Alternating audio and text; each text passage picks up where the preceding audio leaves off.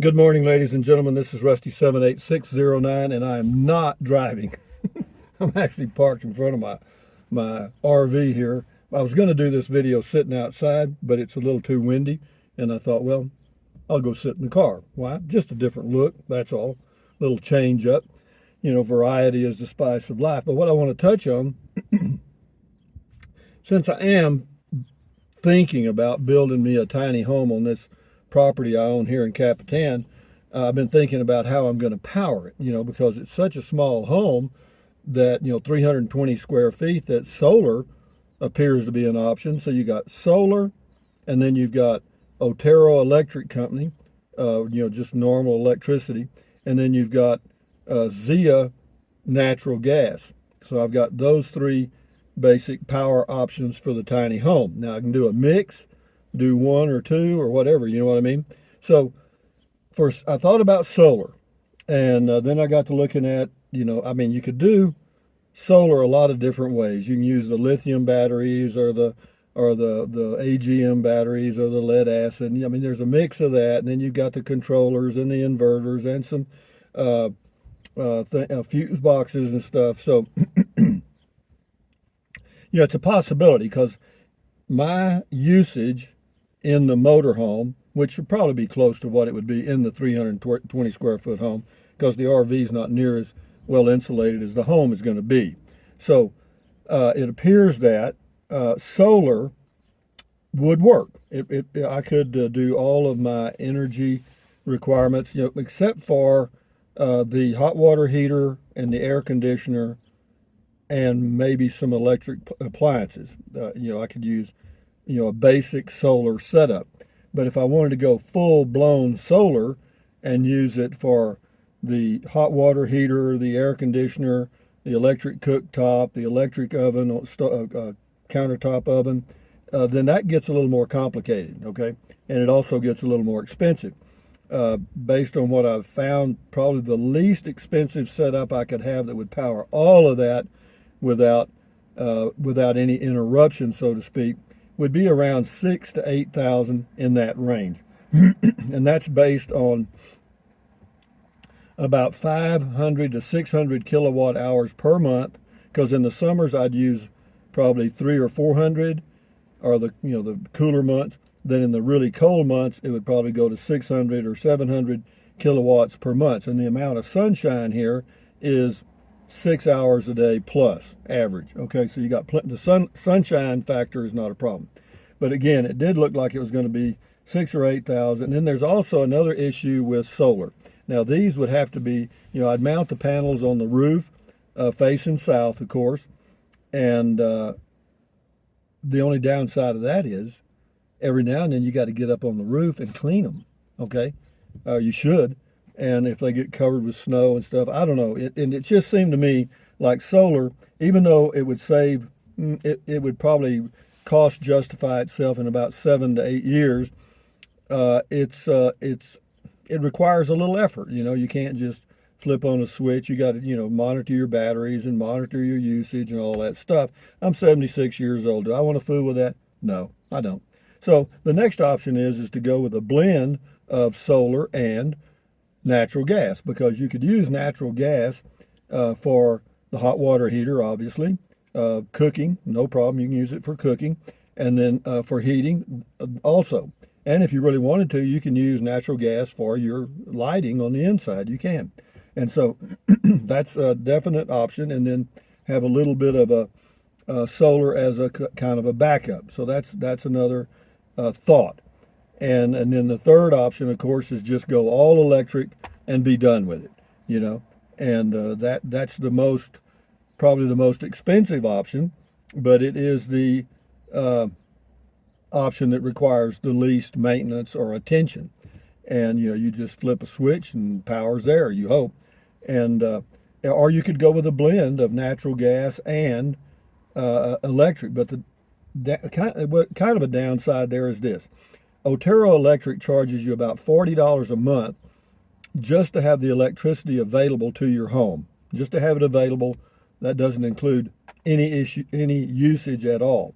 And then their kilowatt hour rate like all other electric companies in the United States and the world, the electric kilowatt hour rates are going up, okay, quite a bit. And but natural gas is tripled, propane doubled, So but solar, is down 70% over the past 5 or 6 years. Solar panels cost. So another option, of course, using natural gas. Natural gas, if you're going to use gas in a home, natural gas is probably the safest. Why? I used to do pipeline inspections, and it was mainly on natural gas pipelines. And well, there isn't, I don't, as far as I know, there's no propane pipelines. But anyway, natural gas pipelines.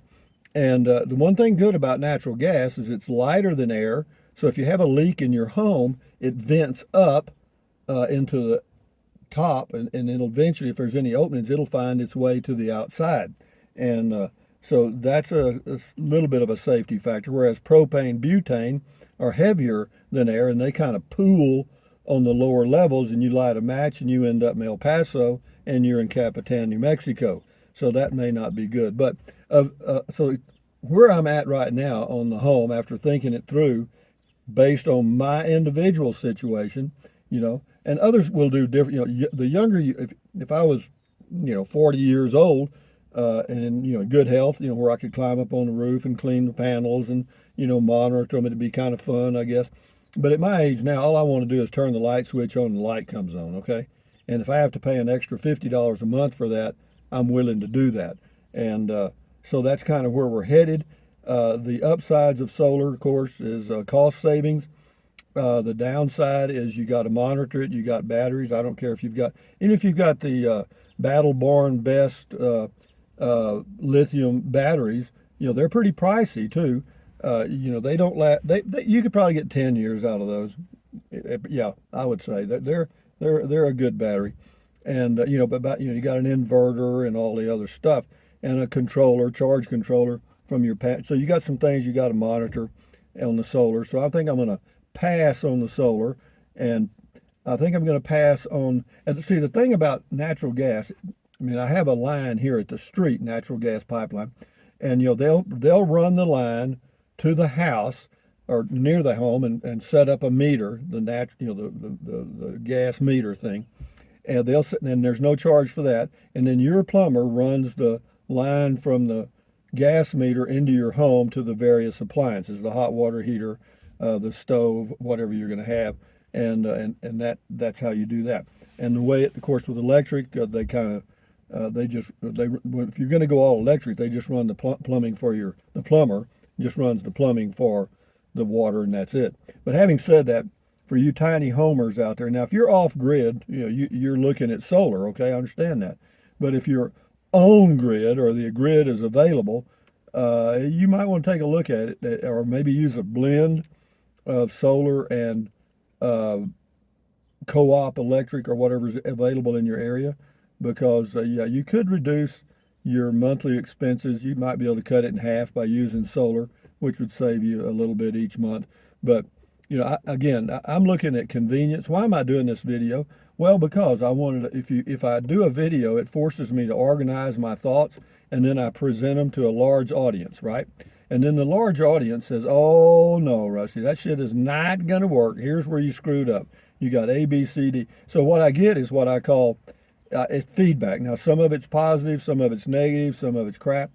But overall, there's two kinds of knowledge in the universe. The knowledge you possess individually, that's limited, and then the knowledge everyone else possesses, which is basically unlimited. There's billions of people. So if you have a decision to make, it doesn't hurt to run it by a large audience or a number of people to get feedback. Why? Because you're going to be surprised at the number of things that you overlooked. Even though I know a little bit about solar, not a lot, and I've used natural gas before, and I've certainly had all electric homes. There's ways to blend things, and people will say, "Rusty, what about this and what about that?" And I'll go, "Hell, I never even thought of that." So that's why I'm doing the video. Really, is to get some feedback from me, and that's about it. And right now, though, it looks like the easiest thing and probably the most expensive overall, is to go all electric and be done with it. Just get me a 2 burner, a cooktop for the one cooking device. I've got a what do you call that thing? The pressure cooker thing. I've got that thing for cooking beans and all kind of stuff. You can cook chickens in it and all kind of crap. And so, I can't think of the name. But and then I'll get me an oven, a countertop oven. You know, like if I want to, well, for doing toast, and if I want to fix a frozen pizza, or if I have some pizza that I want to heat up, I can do that. And as far as a microwave, I don't know. I'm not too excited about microwaves, but be that as it may. So that would take care of that. And as far as of course, heating and cooling would be all electric. The hot water heater, I'll get the smallest one I can find, and I'll use like a 6,000 or 8,000 BTU air conditioner for the cooling in the hot months, June, July, August, and then for heating, I thought about getting an air conditioner with a heating element, that heats and cools, but usually they just come with a 1,500 watt heating element in the window air conditioners that heat and cool. Now I know you can get a mini split that does the heating and cooling, but the thing about mini splits is, well, of course, they're a little more expensive up front, not a lot, but you got to have them sized right. Okay, in other words, if you oversize it, it does something. If you undersize it, it does something. So we're just going to go. We're going to get an air conditioner for air conditioning, and then we're going to get for heating.